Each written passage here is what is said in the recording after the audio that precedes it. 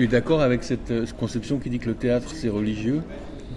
Présence, parole. Moi, je t'avouerais que pour moi, le théâtre, c'est une forme de... Moi, je ne suis plus du tout religieux ni rien. J'ai fait les 5 prières avant. Et pour moi, le théâtre, c'est mon endroit de... Avant le religieux. Oui, le religieux, non, on est sorti. Mais pour moi, le théâtre, oui, il y a une forme d'endroit, pour moi, qui est sacré, en tout cas.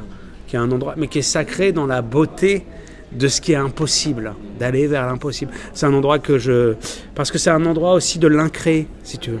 Dans le théâtre, il y a tous les morts qui parlent. Il y a mon frère, moi j'ai un petit frère qui n'est pas né, et il y a mon frère mort qui parle, qui est avec moi quand je travaille au théâtre.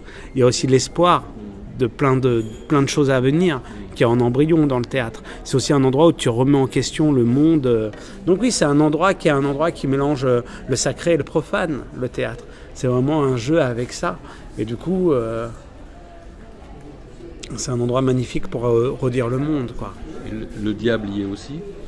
Alors moi j'ai pas de choses diaboliques, tout ça. C'est vrai que à l'intérieur je cite à un moment donné, je parle de Lucifer, mais comme le savoir en fait, pour me moquer aussi un peu de ces choses un peu où on interdit certaines choses en disant c'est haram, c'est pas bien.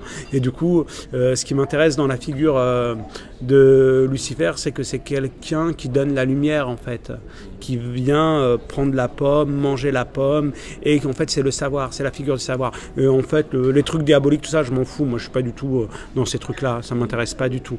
Par contre, ce qui m'intéresse, c'est que les gens puissent être libres et habiter leur temps, leur vie et leurs désirs sans être prisonniers des espèces de règles.